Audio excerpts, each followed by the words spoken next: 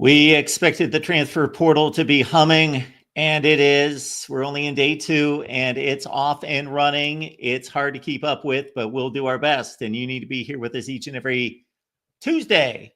And here is our new recruiting and transfer portal update show right here at the Voice of College Football. And next to me is, of course, Leanne Herring. Leanne, how's it going? Doing good, Mark. Like you said, it's been a heck of a couple 2 days. Portal officially opened at midnight. We already on Sunday, so of course everything has been spinning and churning and chaos. Everybody under their sun from Power 4 programs. Of course, we talked about Texas A&M, Alabama, a slew of top players, especially linemen, wide receivers, are going into the portal. Of course, close to bowl season now that we know where everybody's going to be going as far as the playoffs. And where everybody's going to be going to bowl season, of course, the biggest question that teams are facing are the opt-outs. Who's staying, who's going, who's declaring for the NFL draft, who's going to be playing. So a lot of that will come into play, Mark, of course, over the next coming weeks. Portal is like, college football free agency. It goes through the 28th. If we thought that last week's early National Signing Day had its chaos, this is definitely was just a pregame for what's ahead. A lot of big names, a lot of surprising names coming into the portal.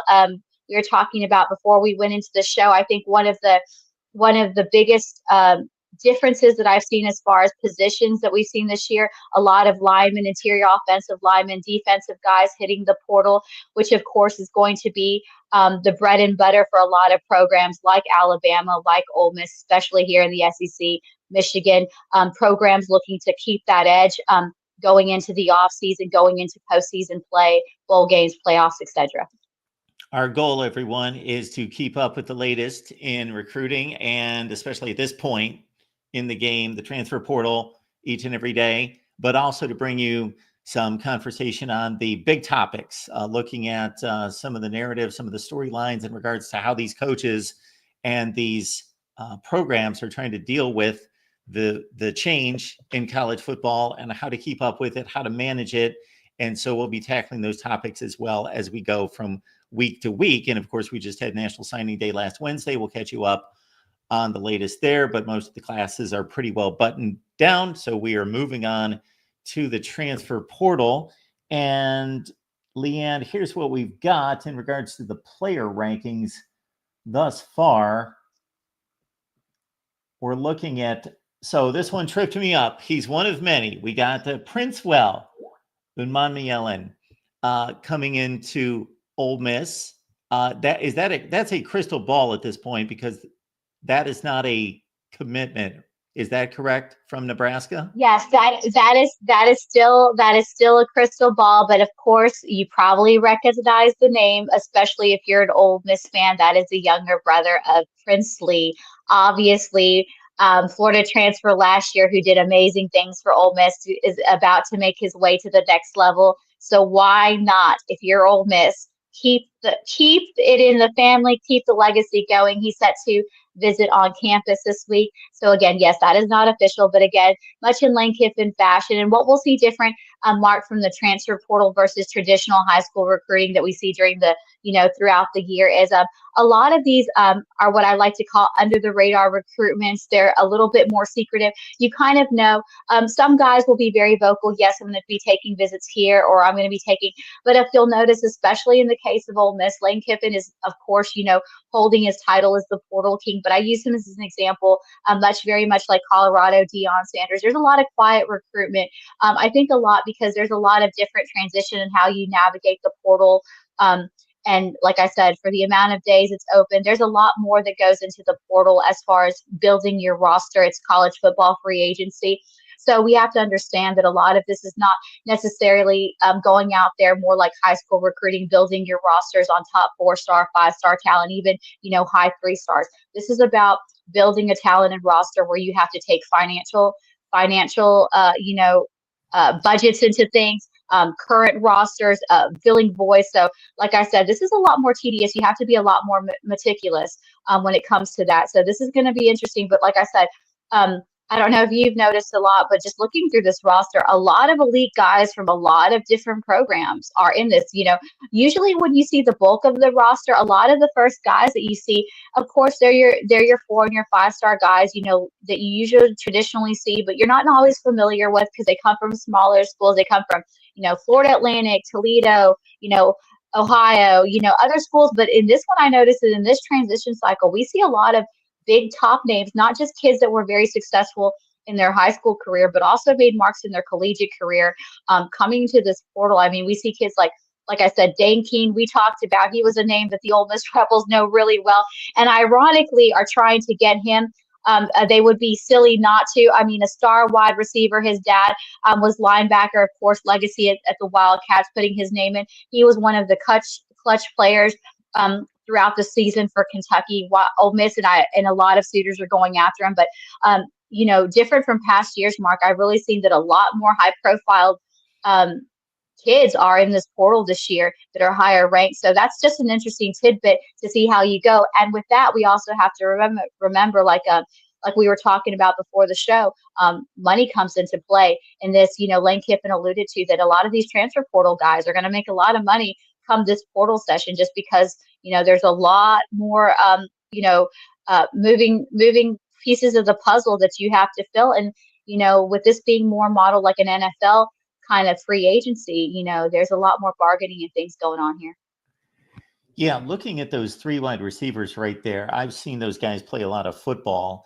And basically, you're looking at Dane Key, who's been a starting wideout at Kentucky for 3 seasons, caught 47 passes last year, over 700 yards. And as you mentioned, Ole Miss is very familiar with Dane Key, because isn't he the guy that went down the sideline on the 4th and 7? Was that Dane Key? Yes, that was Dane. He was key. He was key and clutch in that. And like I said, he's a very big body receiver. I mean, he's not your. I mean, he's a lot bigger.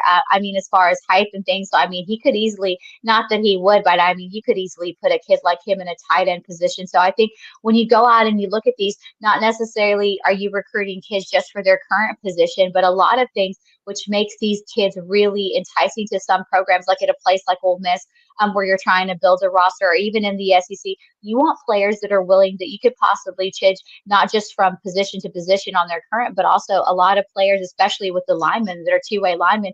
There's a couple linemen we'll look down here that Ole Miss is interested in.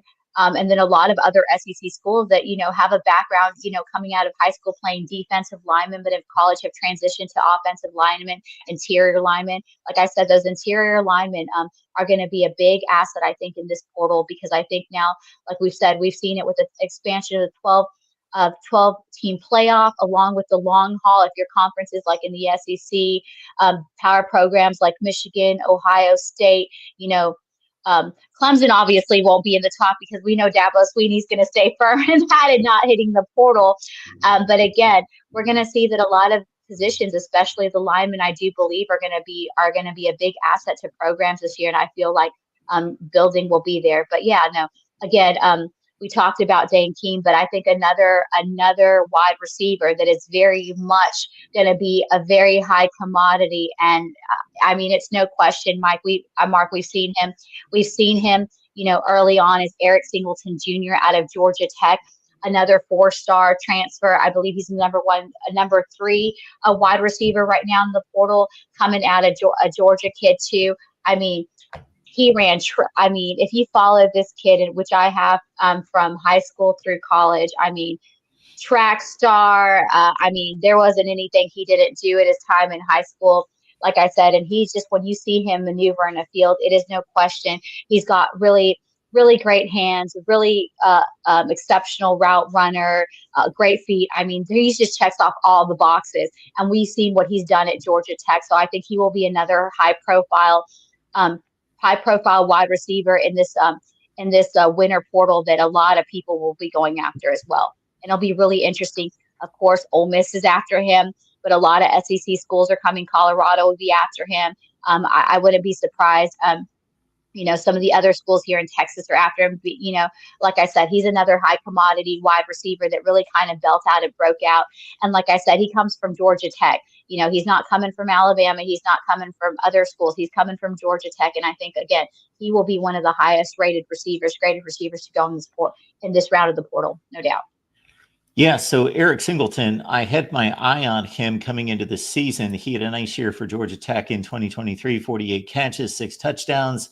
And then he, despite a issue at quarterback because of Haynes King's health going down at one point, Aaron Shiloh came in as a freshman and played pretty well. And then once King was able to get back on the field, they then shuttled quarterbacks back and forth there for a few games because Haynes King, they wanted him on the field as a runner. Shiloh as the passer, and then Haynes King was the guy against Georgia. But if you took in a lot of Georgia Tech's more high-profile games this year, of course, they played the opener in Dublin, which was an exclusive game in week 0 against Florida State. He was a big part in Georgia Tech pulling off the upset in week 1. They beat a top 5 Miami team, saw that game wire to wire. And then, of course, the 8 overtime game against Georgia and a lot of other games in which Eric Singleton with 56 catches this year was prominent in. So I have been super impressed with Eric Singleton and what he's been able to do against some top level cornerbacks in college football, guys that will be playing on Sundays. Now, in terms of Nick Anderson there, he had a huge day for Oklahoma 2 years ago in 2023 against Texas. And at one point last season, he was the wide receiver leading the nation in terms of long receptions, like over 20 yards and over 40-yard receptions. And just about everything thrown at him was a touchdown through most of last season with Dylan Gabriel at quarterback. Now, of course, with the transition to Jackson Arnold, and Nick Anderson actually was one of those 5 wide receiver injuries for Oklahoma. So he didn't play much this season after the first few games.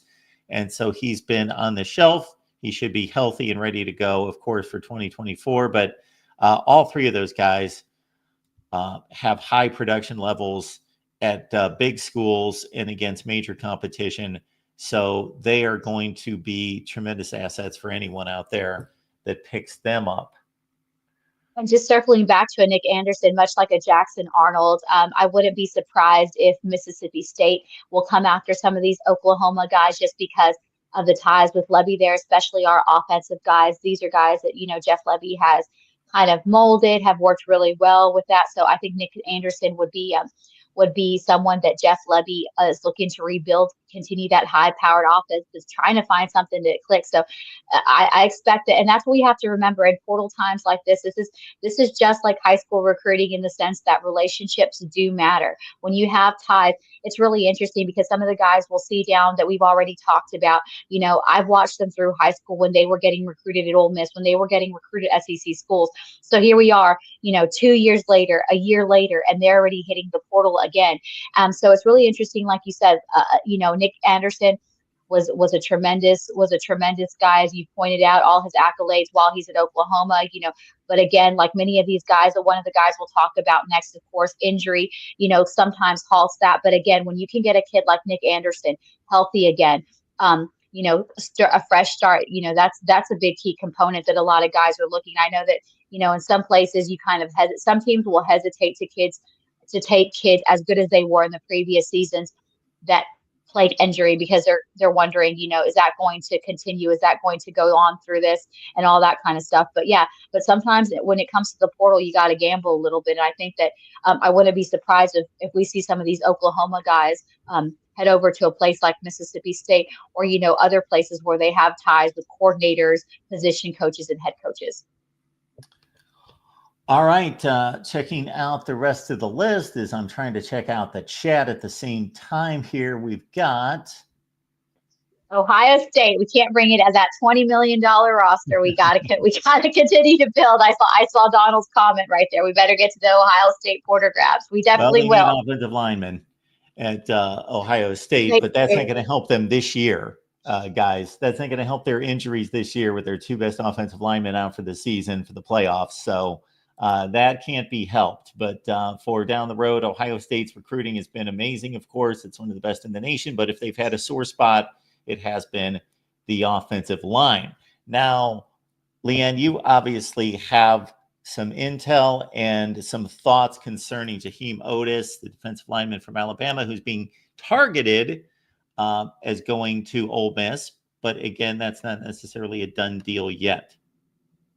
Well, initially we had kind of gotten the early buzz in general that he was planning to hit the Odom via, close sources. And of course, for those who don't know his background, he is a Mississippi native out of Columbia, Mississippi. So of course, when these kids decide to hit back the portal, he's going to become a new dad very soon. So, a lot of it was kind of projecting, because as much as we want to talk about football, a lot of other things go into accountability. He was, of course, plagued injury as well at Alabama. So we didn't see him obviously in a lot of action this year. And there's a lot of factors that go into it. So of course, initially, before he declared to the portal, he's officially now in the portal. But when there was early buzz, of course, it made sense that he was coming back home to Mississippi. And of course, we know that a place like Ole Miss and even Mississippi State were two early teams in the conversation because of the roots. And of course, being able, this was a kid that Ole Miss highly recruited, obviously coming out of high school, even during his commitment to Alabama. But, that can change super quick, as we know, in the portal. And another team that obviously, even though it's been having its difficulty, we know LSU still finding ways to rebuild, and why not rebuild and come be a star? I'm sure is the pitch and a lot of other things. They are also been in the talk for Otis's services, but a really, really, really surprising one. But if you're within the media, Mark, and you kind of know how these things work, like we said, a lot of these are going to be silent recruiting. It shouldn't be any surprise that Coach Prime and Colorado would be in the hunt for his services. And it's very serious talk right now. So as much as Ole Miss would like to think that this is in the bag, this is going to be a tough recruitment and it's going to come down to the wire. Obviously, we've seen what Deion Sanders has done as far as Colorado. He's a really straight shooter. Obviously, one of the things, he mentioned and he talked about, was, and I thought it really resonated. We talked about early before we went on air, was the fact that he's not going out there to build the number one roster on paper, out there so it looks good on the shows where we got the number one recruiting class or we got a top 10 recruiting class. He wants to go out there and get the best talent. He wants to go out there and get dogs. He wants to go out there who are going to get guys to translate on the field. And I think that he's got a really interesting approach to recruiting that's translated well. That could very much well attract a player like Otis. I mean, we've seen what he's done, what he's taken Colorado, and what he's elevated to. So it should come as no surprise that Colorado would come after Otis, especially, with what they're building. And I think too, with Otis, it kind of fits his personality as far as off the field, that Colorado would be in the mix. So Ole Miss, it's not a done deal with Ole Miss by any means, and there's a long way. And we got to remember, this closes on the 28th. So, high-profile players like Otis, like the other players, aren't looking to go jump into their next home. They've already been through the recruiting process as an elite high school blue chip. This is no different, except there's a lot more high stakes. We see a lot more money involved. We see a lot more, moving pieces of puzzle. So I don't expect Jaheim Otis to make a decision rashly. So I believe that it's going to be a tough break. It's going to be a tough one to get in his good graces. So again, as much as Ole Miss and State are going to be in the running for this, obviously because of the Mississippi roots, of the long ties, of the long relationships that Otis has with Lane Kiffin and his coaching staff, those will make segue. But at the end of the day, places like Colorado, other places are going to come in with a lot, different approach to it that could very easily win over Otis and his family. All right, as we check out on down the line from there, we've got, let's see, Casey Concepcion. So this is a guy that was the freshman offensive player of the year in the ACC at North Carolina State, and pretty much a jack of all trades, meaning they'll line him up out wide, they'll line him up in the slot, they'll make him an H-back, they'll move him around in the backfield. He gets a ton of carries out of the jet sweep and is a running back. And so he gets the football in all sorts of different directions. And so he's decided to move on from NC State. He just came through his freshman season, like I mentioned, in 2023 and had an exceptional year at 10 touchdowns. Not as productive this year, but more of that had to do with quarterback Grayson McCall going down early in the season and just not as many weapons to take the load away from him and take the attention away from him by opposing defenses in the ACC. But Casey Concepcion, I expect him to be drawing a lot of attention. And I'm also interested that Duke quarterback Malik Murphy, who of course was originally a Texas product, who got caught in that quarterback room behind Quinn Ewers and Arch Manning, and is just a physical specimen who just has a rocket of a right arm. Just had a nice season at Duke. They went 9-3, exceeded expectations in Manny Diaz's first year, but he's looking for greener pastures as well. And then down at the bottom of the board there at number 12, according to the 247 Sports transfer portal rankings, we got Barian Brown, and one of our commenters in the chat, yes, forgive Leanne and I, and that's why I said, was that Dane Key who made that catch? It was Barian Brown who made the catch against Ole Miss.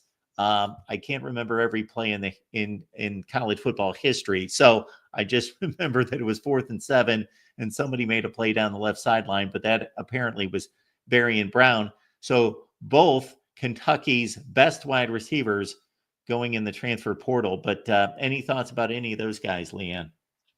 Well, I'm really glad you brought up Casey. You know, he's a kid, like you said, super talented. Even and what you like about a kid, and if I'm a coach, if I'm a Lane Kiffin, if I'm a Kirby Smart, if I'm a DeBeer, I hate just to talk SEC programs. If I'm an Ohio State guy, if I'm a Michigan guy, heck, if I'm a USC guy, if I'm your big programs that we're really talking about, I'm going to go after a guy like Casey. And this is why, Mark, because you said it all.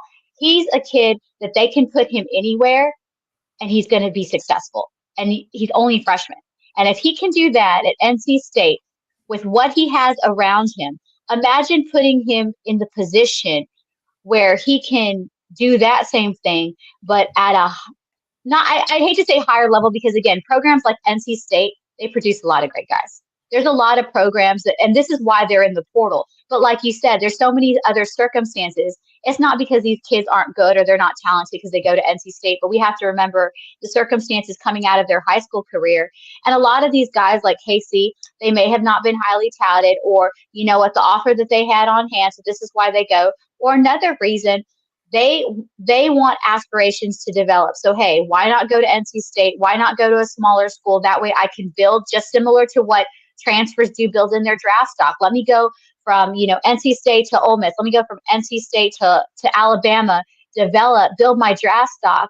That way, when I get ready, if I'm going to go play at the next level, you know, I'm developed and I'm drafted. So I'm really glad that you brought up this kid because this is a kid, as much as I like Eric Singleton, as much as I like Caleb Odom, he's a kid out of Carrollton, Georgia, Alabama wide receiver, highly taught. Those are names we all know. Everybody wants those names. But, you know, when everybody wants those names, you know, the price ticket's going to go up, you know, and you also have to look at it from a financial, you know, when you're going to get these higher profile guys like Caleb Odoms, like Jaheim Otis, you know, and all these guys, whatever position you play, remember, that's less money that as a staff, as a program, that you're going to be able to go out there and build a roster. So first of all, identifying roster needs. So as much as you want to go out there and get the high profile wide receivers, the names that you know, look at this kid right here. He's a 4-star. Look at all the production across the board, and he's consistent. I'm going to go out there and I'm going to go take a guy like Casey. I'm going to go to, you know, take a guy like Barian Brown. If I can get Barian and Dane Key on the same field, heck, I'm winning because you already know that they have the chemistry. You already know how they work together. So that's my thing. So, you know, if I'm a big program, I'm not necessarily chasing the name. I'm not necessarily chasing the ranking because I could care less about rankings, honestly. I want to see what this kid can produce because we also have to remember a lot of these guys in the portal, as highly ranked as they are, they have not been productive in their current team. And if you can't be productive on your current team, do I really want to take a chance and invest in you? Or do I want to go out there and go for a kid from NC State that I can develop, that I can build, that still hasn't reached his ceilings? But again, this is a kid that I really like. I'm glad that you hit on all the points, because if I'm Lane Kiffin, if I'm a high profile coach, I'm going after a kid like this, because I know that he's not afraid to play any position. He's not, and he's going to be consistent and productive at any position. You know, he's not set on, I'm just going to come in this program, coach, but I'm just going to play wide receiver. I'm just going to play tight end, you know? So you see, this is for me, if you're looking at building an NFL roster, this is a value guy right here. He's got 4 stars. If you want to look at the 4 stars, he's been productive. He's been consistent. And you know that despite personnel change, he can still be productive and consistent, which means that he's a plug and play guy. So you can put them with whoever's on there, and he's going to produce. So I really like Casey Concepcion to go big. So Ole Miss Rebels, you're looking to build wide receivers. You know, I'm going to make a plug here. Go for a high value pick like this, because like I said, he may not be a name that everybody knows, but look, numbers don't lie. He translates on paper and he translates on the field. And those are the kind of guys that you also want to put value in. We can't just get caught up on the elite blue chippers that are back in the portal as well.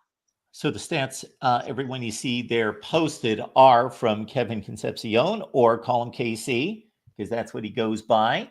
And again, to the point that I was making earlier, and I've seen this guy play a lot of football, especially in 2023 when NC State was better. I watched the better games throughout the week, but still finished at 7-5 this year, but a 9-win football team in 2023. And again, this is a freshman, and he was the offensive player of the year as a freshman in the ACC, 71 catches. And you're rarely going to see, if anybody in the country had 41 carries as a running back who also had 71 catches at wide receiver. And again, as you see, 10 touchdowns. And then he came back this year, and we talked about the quarterback issues at NC State, and he still was super productive with 53 catches, 6 touchdowns, and then 8 total touchdowns. And again, 36 carries out of the backfield. And he also returned some kickoffs, so you can put him back there for that as well. We've got a super chat, Leanne, coming in from our guy, Adam. We always appreciate Adam stopping by. Yep, we do. He's awesome. So Adam's here with this question for you, Leanne. We've got Leanne. This was the most talented roster at Ole Miss in years, and yet there were inexplicable losses to Kentucky and Florida. What needs to be fixed? Is it the culture, Lane Kiffin, and P.S., don't forget about law school? Yeah, no, I giggled on that last part. You know, and we talked about it, obviously. Ruby, Mark, and I have talked about it in our Ole Miss live show, and you've been such a loyal guy to us, Adam, and you've kind of heard our bits and pieces. You know, I think that's the most difficult thing, and I talked about it closing of the season. You know, this was probably the best talented roster that Ole Miss built. It just goes to show, like I say, money can buy love. Money can't buy love. It can buy affection. So that's what I think that we have to think about here. And I think Lane Kiffin and his staff have to be really, really meticulous in how they navigate, as well as picky in this portal, because like you said, it just goes to show you can have the not so elite roster and make a run, and you can have the most elite roster and make a run. I think now it's finding a way. Like I said, I think Ole Miss is going to have to find, just like they've much rebuilt the defensive front. I'm going to say it again. I think our biggest difficulty this year, as much as elite talent we had, it's very difficult, and they don't get enough love, is the linemen, because linemen are what help make the world go round. For Jackson Dart, you can have 4-star blue chippers across the field, but if there's not that protection up front, if you can't win at the line of scrimmage, if you can't win in the trenches, it doesn't matter what kind of elite financial best money can buy. Just like I said, look at the Dallas Cowboys. If you need any exception of that kind of stuff. But I think that's what we have to go to. We're going to have to go look for some skilled linemen. But I don't mean elite skilled linemen. I think we have to go look at depth in linemen, especially at the offensive line, because it is not as easy. And I've said it again over and over. You can go replace a wide receiver with a strong second, third string guy, and they can be productive. We saw Ole Miss have success at it all year. Young guys, veteran guys, transfer guys. But what we saw difficulty towards the end of the year is when we lost our center, midway through the game. So I think that that's going to be something that we have to be able to do, is learn how to close games and get over the hump. And I think that starts with going out there, recruiting more offensive linemen at the strong first string and second string. That way, as we've expanded the playoff, as we want to get deeper into the season, we saw it with Georgia, we saw it with other SEC schools. You can make the argument about the strength of schedule, but the SEC conference, I'm going to make it an example, is a tough conference to play in. And not only having to, prepare for a strong opponent each week, one of the big things down the hall that we've seen is trying to stay healthy. And you can have the most elite talent, but all that elite talent gets also a lot of your playing time. So I think that's going to be the biggest thing for Ole Miss, is going out there, getting more depth at their linemen, continuing to make a strong defense, but also finding a way to close games. I think that, like I said, we've done it with elite rosters, we've done it with not so elite rosters, but where we can't get over the hump, we did a lot better at playing 4 quarters of ball this year, Adam. No joke. But where we always have difficulty is finding a way to close. So I think that's just really where we have to go, because I think that the culture has definitely gotten a lot better since Lane Kiffin. And I think obviously we've seen it in a time right now that we missed the playoffs because of missed opportunities within those 2 seasons. Kentucky and Florida really affected us. Obviously, not being able to win in those games, you can make the argument how close they were, but at the end of the day, the committee had the choice, and they just felt what they felt about that. And now we're going to go to a bowl, which is a blessing. As much as you want to go to a top tier bowl, you still, to get to be able to play when some teams right now are not bowl eligible, and look at and looking to fight how to keep their team together. You rather be in a bowl game, versus trying to keep your roster right now, or trying to convince them to stay because, hey, we didn't have a lot of wins this season. We're trying to sell you to stay here. So there's a lot worse situations Ole Miss could be in. And I think too, it's also a testament about how strong the culture has become, because right now is also a time where we've seen across the board. We talked about him just a few minutes ago. The gritty quarterback from Duke has decided to opt out from playing against Ole Miss. So he won't even be there. So as gritty and great as he is, he's already looking, and he's already searching, like Mark said, for greener pastures, where, right now we don't have any opt-outs. There's a lot of guys staying. So that's also a testament to the strong culture that they could have easily built out, because we have, multiple guys getting ready to go to the NFL, and they're trying to stay healthy, the combine coming up, all these things that they have to consideration, but they're going to stay down and play. But I think we're just going to have to re-navigate how we do a game plan, how we call certain things. We're going to have to gamble a little more, but I think we're going to have to go get some depth on that offensive line in order to help our protection and be able to close games a lot better and stay healthy for the longevity of the season. We've got our Ole Miss Rebels live show every Wednesday at 2 p.m. Eastern time with myself and Leanne and Ruby Dreher. So please join us on the Ole Miss channel every Wednesday, 2 p.m. Eastern time. So boom, 24 hours from now, pretty much, just lock it in with us on the Ole Miss show every Wednesday. So also let's get and pick up where we left off in regards to these rankings. So we have some other familiar names. We just got done talking about Malik Murphy. So Duke going to their backup quarterback against Ole Miss in the bowl game. Berrien Brown, we talked about, he made the big catch against Ole Miss, and he's been a starting receiver just like Dane Key for 3 years at Kentucky, looking for a different connection. And their quarterback situation suffered to a certain extent with Gunnar Stockton. Or with Brock Vandegrift. I'm sorry, Gunnar Stockton, obviously, on my brain since he came in for Carson Beck in the SEC championship game. But Brock Vandegrift, of course, with Kentucky transferring from Georgia, didn't have the year that people expected. Also had some injury issues, and Gavin Wimsatt stepped in, the Rutgers transfer, who's now moving on back into the transfer portal to go somewhere else. So Berrien Brown had 50 catches as a freshman at Kentucky and has been widely productive there. And I see Bear Alexander, of course, he was a huge Georgia commit who was one of the top defensive line prospects in the country, played sparingly as a freshman, but really showed up in the playoffs, especially against TCU. And then he goes to USC, turned in a really good 2023 season at USC, but only got a few games into 2024 and said, I'm out of here, and I'm going to keep an year of eligibility, so I'm not going to play more than 4 games. And so he's back in the portal as well. Anybody Yeah. there, Leanne, that stands out to you? Yeah, Bear Alexander, I believe. I feel like he might even go back to his Texas roots. Of course, he's from Terrell, Texas, but he did spend, obviously, like a lot of players do, they go to IMG Academy. Obviously, when you reach a certain level, you want development. IMG is notorious for developing high-profile players.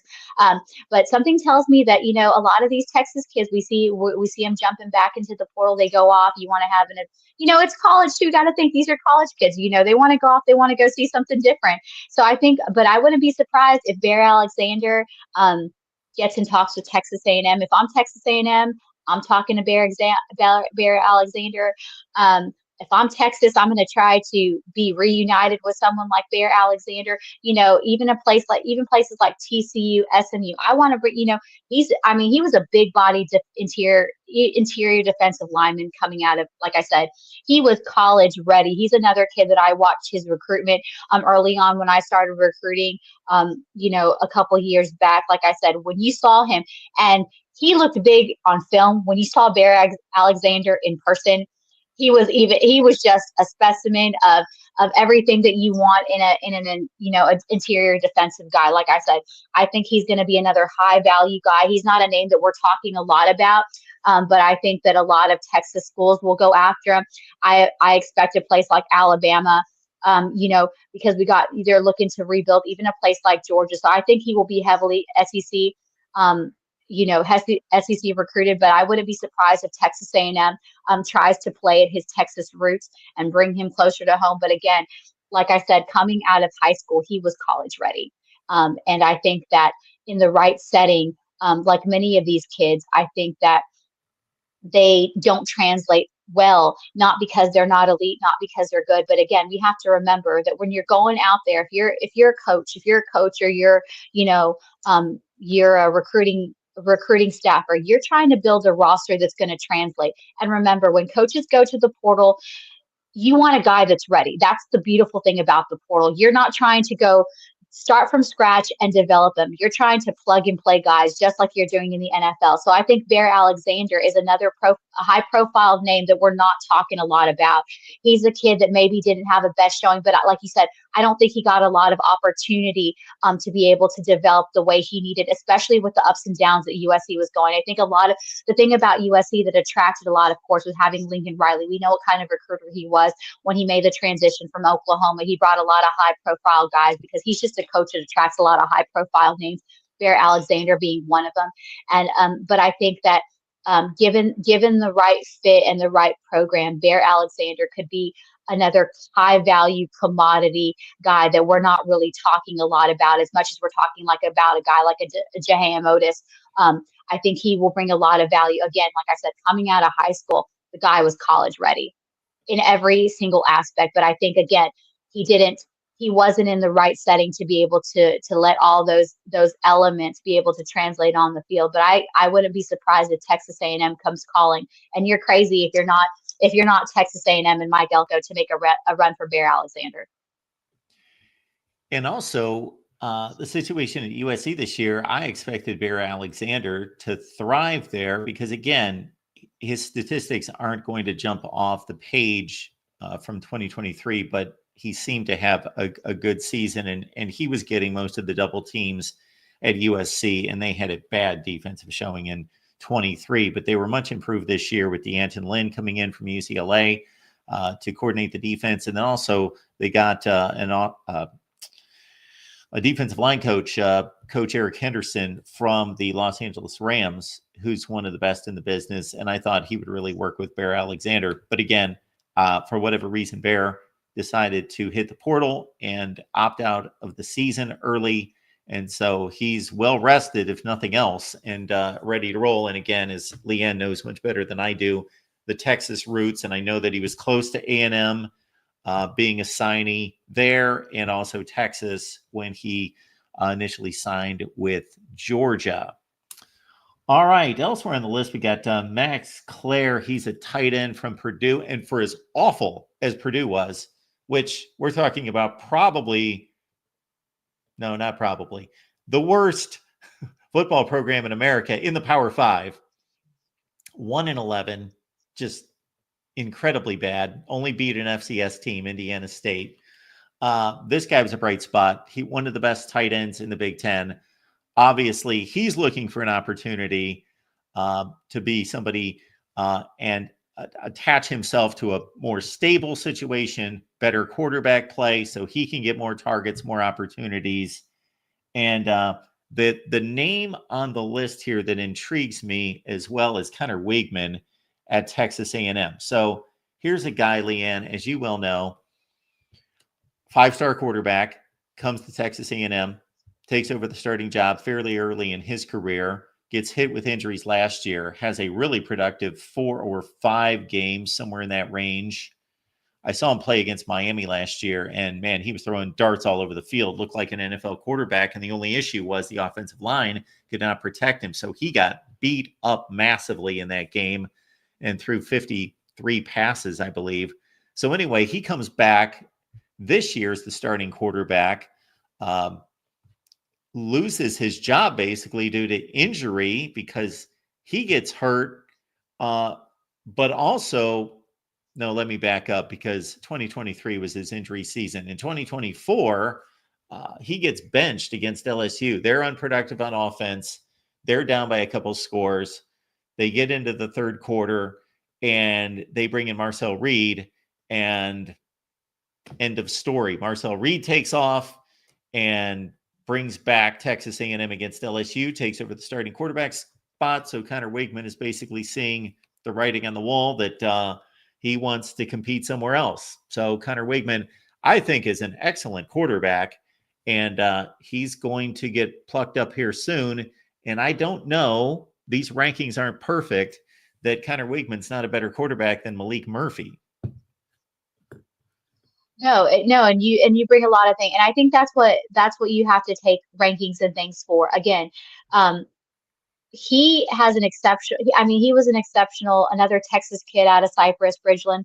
You know, that's why I think I mean, it was a no-brainer that Texas A&M was going to take a mark on him. But again, what I say a lot about the Texas kids, you have to put them in the right fit. And not saying that this wasn't the right fit at Texas A&M, but we just saw that there was a lot of ups and downs for him. But again, we've seen him have sparks of talent when he has the right weapons around him, when he has things going around. And you're never going to find a program, I don't care how good it is, wherever it is, whether it's in the SEC, ACC, Big Ten, when you go to those high power programs, you're never going to have an exactly perfect program or an ideal situation where everything's going to be covered 100%.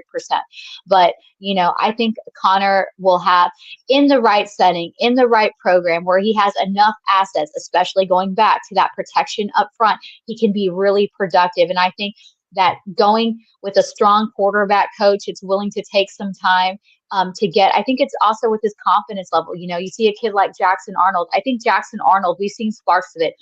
Oklahoma wasn't the place for him.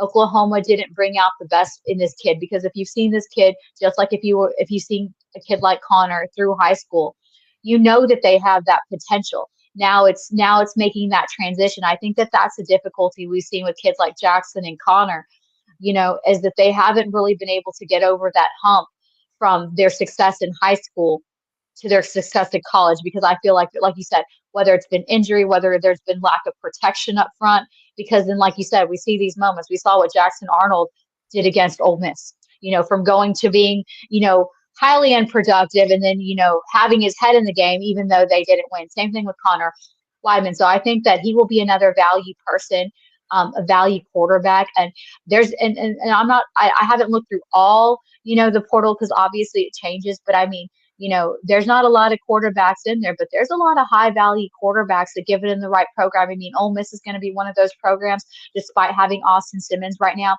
with the leaving of backup sophomore quarterback who also had transferred in, Walker Howard, who just committed obviously to the Raging Cajuns. He's going to be their new QB. Austin Simmons really doesn't have somebody to back him up. So that's another thing that, of course, Lane Kiffin and his staff, Charlie Weiss, will be looking at heavily, is getting the right quarterback to come and be a backup here at Ole Miss. So you'll see a lot of teams that are going to be looking at investment in kids like Connor, kids like the kid out of Duke. I mean, don't be surprised if Ole Miss calls a Duke quarterback up there. Not because he's going to be their starting guy, but you also have to remember when you're in a situation, you also want to create competition with the guys that you have right now. And you need to bring somebody in who's fresh, maybe outside the program. So a kid like Connor, I think, has a lot of potential, but again, it has to be in the right fit and it has to be in the right setting. And as much as these Texas kids want to leave their allegiance and flood into Texas, be a Longhorn, or go to Texas A&M, or go to TCU and SMU, sometimes those aren't even the right fits for them. And sometimes they do have to go off for their talents to be able to show.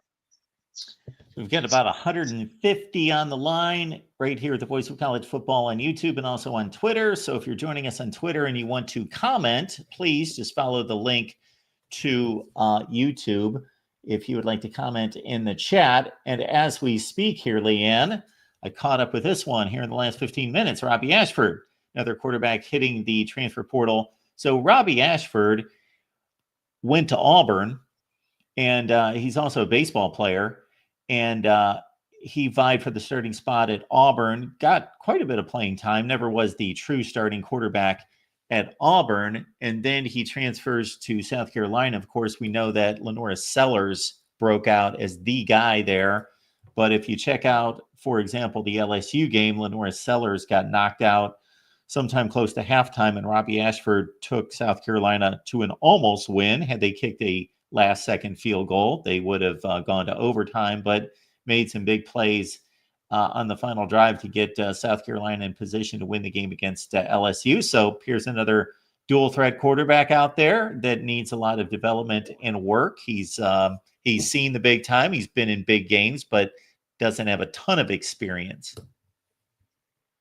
These are two kind of the guys, like I said, if you're a place that you know that you have your guy coming up, I know a lot of people have qualms about having more than one quarterback, as your guy, your go-to. But I think, you're always going to have your starting guy, but like I said, again, we're in a different time, a different era where you got to have depth. And quarterback has traditionally been one of those positions where you don't have a lot of depth. But I think, again, I'm going to go back to Lane Kiffin and building in a roster. He was smart when everyone thought he was crazy, bringing in all those backup quarterbacks, going to the portal now. First of all, you got to create competition. And you're going to get guys like this that have a lot of potential, like you said, coming out of South Carolina, that that they have experience, especially in the SEC. Like you said, he wasn't the guy at Auburn, but he had some experience. He had some potential in there. Went to South Carolina, obviously wasn't their guy. So that he can handle the SEC. He can handle that kind of pressure. So that makes him enticing as a big quarterback. Now, he's not going to be your starting guy, but again, another value guy that you could get, more bang for your buck, as I like to say, because as much as you don't want to involve money into this is a part of it too. You're building a roster. How do you manage this roster? And how do you bring in the best players that are going to translate and make an instant impact? Because again, I said, you don't want to go out there and build your roster and spend a lot of money on guys because they got names and stars. I mean, unless you're just going for show, because and last time I checked, especially if you're in the SEC, your goal is not just to win a conference championship. Well, that's a little different value now, but your goal is to go out there and get a playoff spot. Your goal out there is to win a natty. And you don't do that with a roster of 4 and 5 stars and a ton of money. Again, so, this is where it's going to be really interesting to see where places like Ole Miss that need a quarterback and are trying to build depth. We know that Austin Simmons is going to be the guy. But again, we've seen it day in and day out. And that's been my biggest argument. You can't fear to have another quarterback. Hell, have 3 quarterbacks. You know who your starting guy is. But there's nothing wrong with having a second and third string quarterback that is good as your first guy. And I say this because when you get in the home stretch of the season, we saw it. People know how to break down your film. Everybody, if you're Georgia and you're playing Georgia, you already kind of know where Georgia's going to go, unless, we saw how Georgia Tech played them. We've seen how these teams that aren't historical, we saw how Ole Miss played them at home, that aren't historically supposed to be able to compete with these teams, but they find a way, right? And, and then another thing is, injury. I'm not going to stress it enough. Now that we're playing longer schedules, the competition gets tougher. You're getting paid, so you're going to hit a little bit harder to a degree, just like you do in the NFL. there's a lot more factors. You got to keep your team healthy.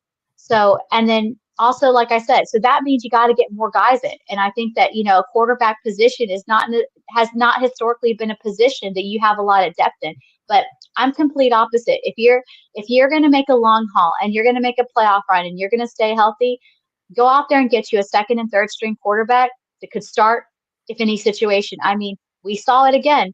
What happened with Georgia and Jackson Dart for a minute? There was a little bit of scare, but that drive that Austin Simmons, and granted he's been here for a little bit, but still he hasn't been able to have that experience and go into those high pressure situations just like other quarterbacks come. So I think, I talk about linemen will be a high value commodity in this transfer portal. I believe that quarterbacks will also be a high commodity in this. And there's not a lot of high profile guys. Now there's a lot of guys that we can develop. And I think that that's going to be key here. And I think we have to realize when we look at the portal, when we look at it, as whatever team you follow, whether you're Ohio State, whether you're Michigan, whether you're USC, whether you're Texas, remember, I will tell you, there's always a lot of critique on coaches. First of all, you're not getting paid to build a roster, but you're entitled to your opinion just like we are. But remember, when you're going out there and you're building a roster, you got to do something that's going to translate onto that field. And that necessarily doesn't come from all the guys who are coming out of Georgia, like Julian Humphrey, or who are coming out of Alabama. Those guys building a roster solely on that elite blue chip talent isn't going to win you a natty. So, like I said, we've talked a lot, here in the last, few minutes about guys like Eric Singleton or, other guys on here that aren't from high profile programs like Casey from NC State that, could very well be the game changer. I mean, we've seen it across the board, how portal guys that we didn't know nothing about or who were even ranked or recruited coming out of high school are now all of a sudden your game changers. Absolutely. And folks, we're going to be here every Tuesday at noon Eastern time to talk recruiting, both from the high school ranks, but of course, the transfer portal for the next several weeks running through the 28th. And then, of course, coaches are going to get fired. And therefore, those teams are obviously going to be eligible for another 30-day window. And it's going to go on and on and on. And then we're going to have a recruiting or a transfer portal cycle after spring practice. So basically, we're going to have transfer portal activity from now through May. No question about that. But we will be here every Tuesday at noon Eastern time. And so join Leanne and I every Tuesday right here at the Voice of College Football on the main channel. And Leanne and I get together every Wednesday with Ruby Dreher for the Ole Miss Show on Wednesday on the Ole Miss channel. Was there anybody else that you wanted to look at that's in the top 2025 in that range? Going a little bit up, just going back to a wide receiver that I think everybody will be after, and I can't talk about college recruiting without talking a little bit about a DeSoto alum, Jonte Cook second. He was out of DeSoto, Texas, another highly coveted recruit that I had watched actually during our process. He was one that Ole Miss really wanted to the home stretch, ended up staying close to home. Taking his time there at Texas. I really thought that Texas was going to be his place, obviously, with his Texas roots. DeSoto having a long, obviously, connection with that staff. It just made sense. It looked perfect, but sometimes not everything that's always glitter is gold, and I think we're going to see that in Jonte Cook's case. But he will be another wide receiver that I think that highly productive when you see him. If you've seen even his film off right now, Justin, and I always go and I watch wide receivers' feet. Obviously, good work. You can be really quick, but if you don't have great feet, it's not good. For me, it doesn't do it because I feel like you have to be able to trip. But when you watch him and you watch his footwork, when he transitions his drills, it's very precise and it's very, he's just really one of those wideouts that he just can shift at a corner. He can be one side and then turn around and go to the next. So he's really, really great. And he's got a great connection with his quarterbacks when you see him, or just a great connection back in the red zone. Whether you're going deep or whether you're going near, he just has one of those natural internal radars that I've watched him from high school all the way, through college. So I think that he will be another high value, high profile wide receiver that we're not talking a lot about in comparison to maybe like a Caleb Odom or some of the other guys that we're going to see in here. But I think Jonte Cook would make, like I said, Ole Miss is good. Ole Miss has been in contact. I wouldn't be surprised if a place like Miami would be in contact. And of course, the rival Texas A&M would be crazy not to put him in the backfield with some of their guys that they're coming up. So Jonte Cook, like I said, really, really high profile kid coming out of DeSoto, very, very productive, quick speed. I mean, he's quick off the jump, but his footwork is just something that is to watch. And like I said, his transition from routes is just precise.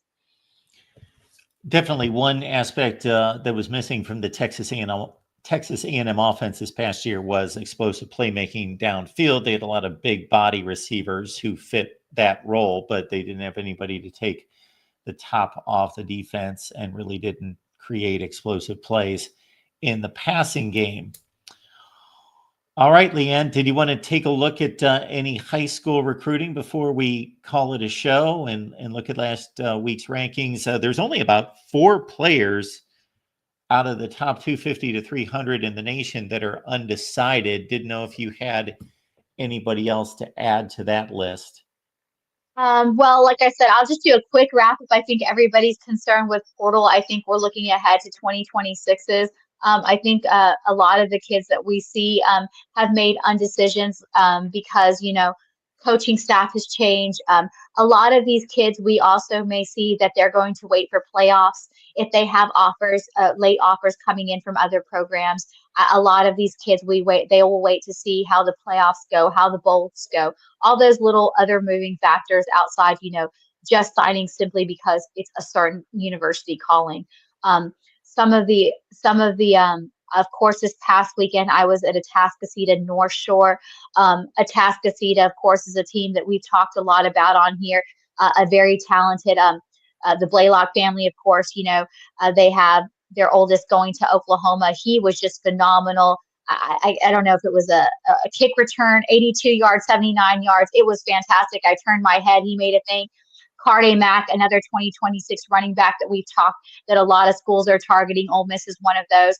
Sensational game. Unfortunately, it was not enough to deteriorate that must speak. So North Shore will now hit into the semifinals, 2 games away from state championship. So we will be out there, not for North Shore game, but we'll be out for Duncanville versus North Crowley this week.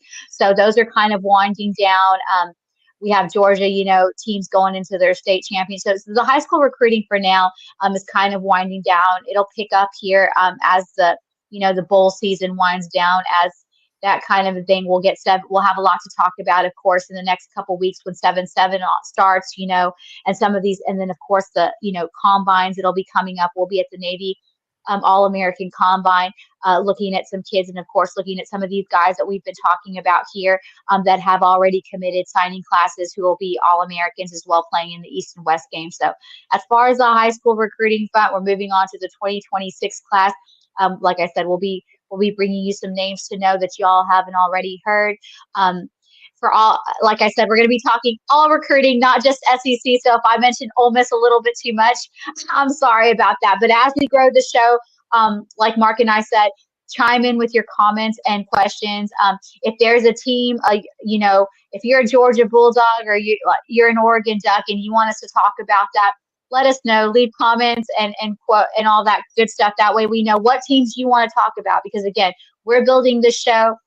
Just like the transfer portal, it moves constantly, so we want you to move with it. So we may talk SEC this week. Next week we may talk is Clemson ever going to hit the portal? They may not, because like Dabo was saying, they keep winning. So like I said, leave your comments and everything there. But again, not surprised on some of the recruiting rankings as we've seen where they finished. Somewhat like the playoff rankings. So yeah. No doubt. And we've got all sorts of connections with other media, and we'll definitely have some guests that will highlight various teams for us and their recruiting efforts and their transfer portal efforts, as we have all the time here at the Voice of College Football. So be looking out for that as we bring media guests on the show. And don't be surprised if you see a coach or a player show up at some point as well. All right, Leanne, Great to see you as always. I'm looking forward to this. I'm excited about us talking portal and recruiting each and every week. Yeah, join us here just before take your lunch break with us. I mean, talk football, like I said, plenty of recruiting, plenty of portal stuff. I'm sure by the time we get off this show that there's a lot that's already moving parts. But again, like I said, Mark and I are super excited to be talking recruiting and definitely talking some different topics about recruiting. And like I said, we're going to have a fun time. We're going to grow this show with y'all and make it about y'all. So if there's any teams that you guys want to talk about, recruits you want to talk about, or hey, if you're a recruit and you want to, get yourself out there and talk about, we're going to talk a lot of times we're going to talk about, the guys that nobody else is talking about because there's a lot of talent out there that you can build on. So super excited to launch and grow this show. Again, everyone, the Ole Miss shows Wednesday at 2 p.m. Eastern time on the Ole Miss channel. The next time you see me is at 5:30 Eastern. That's the Iowa show on the Iowa channel, unless you check out the Michigan podcast that I record with Steve Dace, and that's coming up here in like 2 hours. So whenever he releases that, we'll be talking Michigan football on the Michigan podcast channel. And of course, back here with Leanne next Tuesday. We'll see you then. See you guys then.